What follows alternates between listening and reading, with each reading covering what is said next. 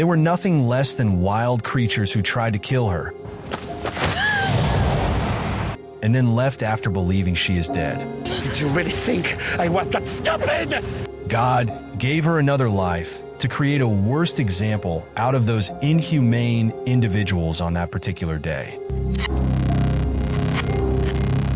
Welcome back to Paramount Recapped. I don't have many subscribers, but your single comment is a ray of hope to motivate me.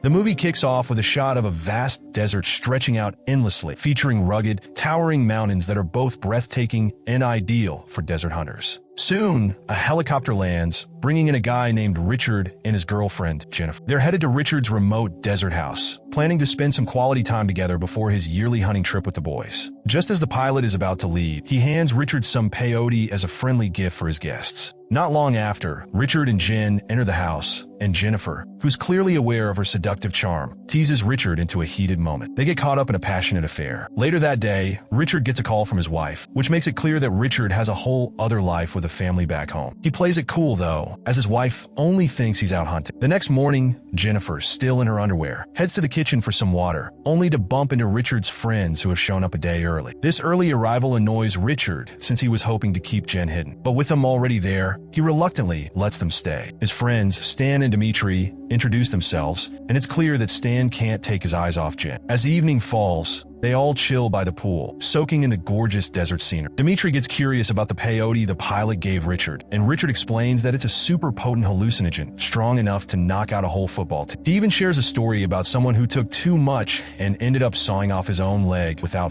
To keep things calm, Richard asks Jen to stash the peyote somewhere safe, but instead of hiding it away, she sneaks it in her necklace, curious about the drug. Later, Jen puts on a sultry dance to entertain the guys, with Stan being the most mesmerized by her moves. He's completely drawn in as she flirts with him. The following morning, Stan finds Jen and offers to have breakfast with her since Richard is out. He tries to make a move, but Jen brushes him off, heading back to her room. Undeterred, Stan follows her, still convinced she's into him because of the night before. When Jen coldly rejects him, telling him he's not her type, especially because of his height, Stan is both hurt and enraged. Unable to control his lust, Stan forces himself on Jen. Dimitri walks in during the assault, but does nothing. He simply watches, then turns up the TV to drown out her cries. Hours later, Richard returns, noticing something's off with his friends. Stan admits there was a problem with Jen, but doesn't spill the details. When Richard checks on her, Jen, visibly shaken, demands to leave immediately and asks for a helicopter. Richard, piecing together what happened, scolds his friends, but doesn't seem overly concerned. Jen insists she wants out, but Richard tries to calm her down by promising that his friends will apologize and even offers her hush money. Furious,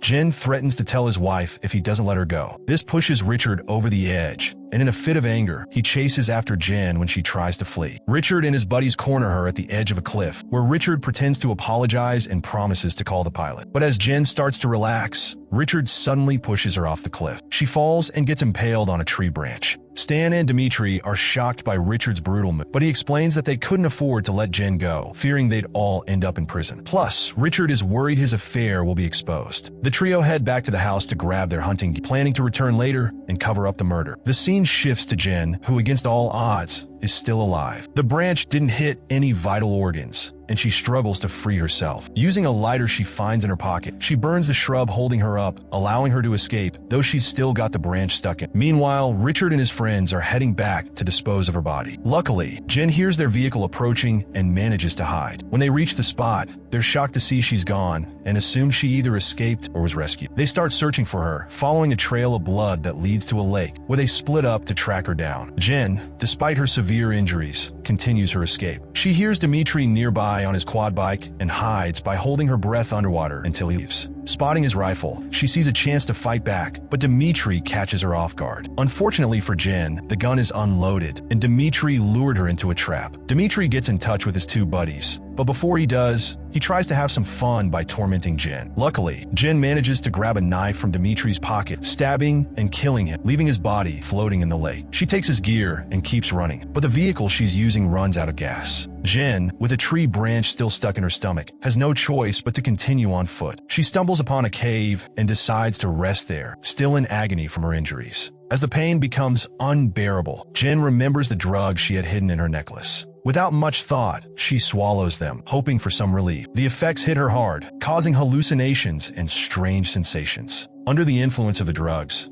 Jen begins to patch herself up, cutting the branch out of her stomach with a calmness that doesn't match the pain she should be. To stop the bleeding, she uses a hot can to cauterize the wound. Meanwhile, Stan, still in the car, wakes up, unaware of what happened to Dimitri. When he heads to the lake, he's horrified to find Dimitri's body floating in the water. Though he's furious, he holds back his rage, assuming Jen is responsible. The two remaining men toss Dimitri's body in the lake and plan their next move. Richard, blaming Stan for Dimitri's death, snaps at him for not sticking with Dimitri early. They leave, determined to find Jen. Jen, now somewhat healed and sporting a beer can imprint from her impromptu surgery, arms herself with a rifle and sets out, not to run away, but to get revenge. In the desert, Richard and Stan come across the quad bike Jen took and decide to split up to cover more ground. Stan, checking his reflection in a mirror, unknowingly gives away his position to Jen. Despite being barefoot, she tracks him down. After driving for a while, Stan's car runs out of gas, and Jen seizes the moment to take aim with her rifle. Although inexperienced, she tries to hit Stan's vital areas. The bullet only grazes his shoulder, but it's enough to make him scream in pain. As Jen approaches, she notices Stan has vanished, but she follows his trail of blood. Stan, already injured, uses a sock to slow the... Jen eventually loses track of him when his blood trail stops at a spot where she only finds a shoe. Stan, now hiding, loads his gun, aiming to shoot Jen from behind. However, his injured shoulder makes it tough to aim, and his shot only grazes Jen's ear. She flees, with Stan firing at her. Desperate, Jen uses a shard of light to temporarily blind Stan, giving her a chance to escape. Stan steps on broken glass, injuring his foot, and limps back to his car to continue the chase. Though seriously wounded, he powers through the pain, fueled by anger. In the end, Jen gets her revenge on Stan, killing him. As she inspects his lifeless body, she hears Richard's voice through a walkie-talkie. Her fury reignites when she hears the voice of the man who almost killed her. Meanwhile, Richard, frustrated by his inability to find Jen, concludes that Stan must have been killed. He decides it's time to leave and calls the helicopter pilot. Back at his house, Richard, overwhelmed by the situation, starts to clean up, getting ready to leave. But then he hears a noise, prompting him to check things out, completely naked at the time. Fearing Jen has come for him, he searches the house, but finds nothing. Suddenly, the TV turns on, and Richard's fear becomes reality. Jen is there, pointing her shotgun at him. A gunfight breaks out, with Jen hitting Richard in the stomach. Despite being wounded, Richard tries to flee, but Jen chases him. Richard, now weakened by blood loss, attempts to patch up his wound using a food wrapper, but Jen finds him, and a final confrontation ensues. In the end, Jen uses her last bit of strength to attack Richard's stomach wound, finishing him off with a final shot. At last, Jen gets her revenge on the men who wronged her. Covered in blood, she steps outside, hearing the sound of the approaching helicopter.